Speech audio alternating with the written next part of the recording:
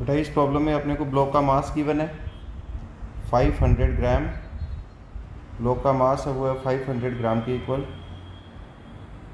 तो मैं साइड में लिख देता हूँ m इज इक्वल टू 500 ग्राम, जो कि हाफ के जी हो गया ना। ऐसा यूनिट में कन्वर्ट कर लिया अपने हाफ के जी।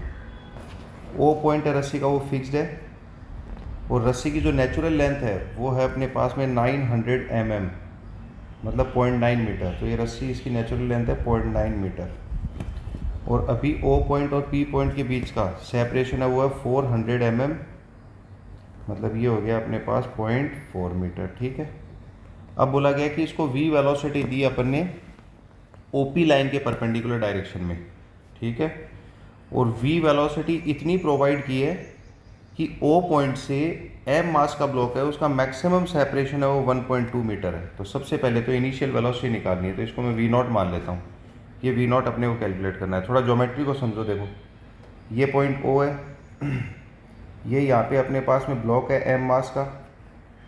P पॉइंट पे ये जो रस्सी है ये ढीली डाली है, अभी इलास्टिक रस्सी है जिसके k की वैल्यू आपको गिवन है। रस्सी की नेचुरल लेंथ है वो है 0.9 मीटर। और ये O और P के बीच का अभी का जो सेपरेशन है वो अपने पास में 0.4 मीटर। इसको इधर वेलोसिटी दी है वो है v0 के इक्वल। तो स्टार्टिंग में जब तक ये रस्सी टाइट नहीं होगी तब तक अपना ब्लॉक स्ट्रेट चलेगा। तो ये स्ट्रेट आगे जाता जा रहा है। एक टाइम आएगा जब ये रस्सी टाइट हो जाएगी, मतलब ये लेंथ होगी अपने पास 0.9 मीटर। अब जैसे ही ये रस्सी टाइट होगी फोर्स अप्लाई करना स्टार्ट कर देगी। तो यहाँ तक तो इसकी वेलोसिटी v0 ही रहेगी, क्योंकि इस वाली पोजीशन से इस वाली पोजीशन तक कोई एक्सटर्नल फोर्स नहीं था, जस्ट इसके बाद फोर्स लगेगा। जैसे ही रस्सी में एक्सटेंशन आएगा फोर्स लगना स्टार्ट, तो इस फोर्स का एक कंपोनेंट इधर आएगा, एक कंपोनेंट इधर। जो टेंजेंशियल कंपोनेंट होगा वो v0 को कम करता जाएगा, परपेंडिकुलर कंपोनेंट होगा वो इसको कर्वेचर में चलाएगा। तो मैक्सिमम सेपरेशन तब होगा O पॉइंट से P का जब इस मास की वेलोसिटी इसके परपेंडिकुलर हो जाएगी। यहाँ वेलोसिटी आके v मान लिया अपन ने, क्योंकि जब वेलोसिटी परपेंडिकुलर हो गई तब ना तो इसका कंपोनेंट O पॉइंट की तरफ आएगा ना इससे दूर आएगा, मतलब इस पोजीशन में ना इसके पास आ रहा है ना दूर जा रहा है। और यहाँ से लेकर यहाँ तक कंपोनेंट अवे आएगा तो डिस्टेंस बढ़ती जाएगी। तो इस पोजीशन पे P पॉइंट होगा वो O पॉइंट से मैक्सिमम सेपरेशन पे होगा। और ये मैक्सिमम सेपरेशन अपने को गिवन है 1.2 मीटर के इक्वल। अब देखो नेचुरल लेंथ थी वो 0.9 मीटर थी, अभी लेंथ 1.2 मीटर है, तो एक्सटेंशन आ जाएगा 1.2 माइनस 0.9, तो ये आ गया 0.3 मीटर। मतलब अपनी रस्सी में एक्सटेंशन 0.3 मीटर है। तो सबसे पहले तो अपन स्टार्टिंग से लेकर एंड पॉइंट तक इक्वेशन लिखेंगे। Work done by all forces is equal to K final minus K initial. केवल स्प्रिंग वर्क करेगी माइनस का half k x square, K final हो गया half m v square, K initial हो गया half m we not square. ये first equation आ गई। सेकेंड इक्वेशन ओ पॉइंट के अबाउट एंगुलर मोमेंटम भी कंजर्व कर सकते हैं, क्योंकि रस्सी का फोर्स है वो हमेशा ओ पॉइंट से ही पास होता जाएगा। रस्सी का फोर्स हमेशा ओ पॉइंट से पास हुआ, इसका मतलब ओ पॉइंट के अबाउट टॉर्क हमेशा ज़ीरो। तो ओ पॉइंट के about initial angular momentum, O point के about initial angular momentum will be equal to final.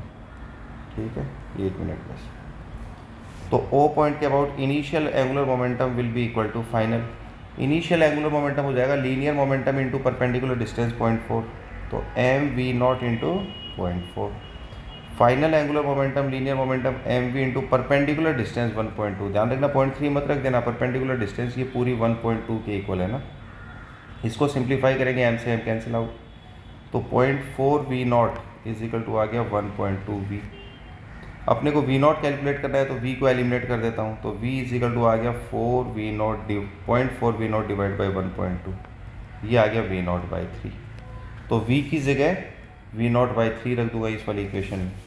तो माइनस का half k x square is equal to half m, v की जगह v not by 3 उसका square, तो v not का square by 9 minus का half m we not का square. दोनों तरफ देखो हाफ से हाफ कैंसिल आउट हो गया।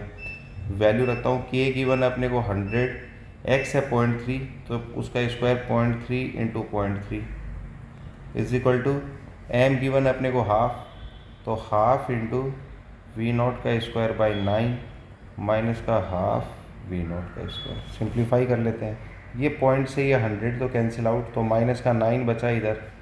इन दोनों में हाफ कॉमन आ गया, वी नॉट का स्क्वायर कॉमन आ गया, 1/9 -1, तो माइनस का 8/9 वी नॉट का स्क्वायर, और हाफ है ये अपने पास में। ठीक है, माइनस माइनस हो गया प्लस, अब तो बस कैलकुलेशन बची अपने पास। ठीक है, तो वी नॉट का स्क्वायर 8/2 ये हो गया 4, 9 × 9 हो गया 81/4, तो वी नॉट आ गया इसका रूट, तो वो आ गया 9/2, तो आ गया 4.5 मीटर पर सेकेंड। तो फर्स्ट पार्ट का तो आंसर आ गया अपना, फर्स्ट पार्ट का आंसर आ गया 4.5 मीटर पर सेकेंड।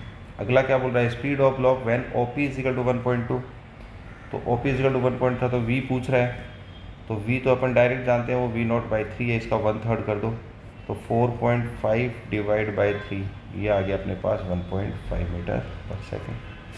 सी पार्ट अच्छा है, radius of curvature of the part, जब वो OP = 1.2 मीटर होगा, तो रेडियस ऑफ कर्वेचर पूछ रहा है। ठीक है, ये तो डी तो सेम ही है ना, रेडियस ऑफ कर्वेचर अपने से पूछना चाह रहा है, तो रेडियस ऑफ कर्वेचर का फॉर्मूला इंपॉर्टेंट है भाई, ध्यान रखना, सर्कुलर मोशन में पढ़ा है आपने, वो होता है V² A परपेंडिकुलर।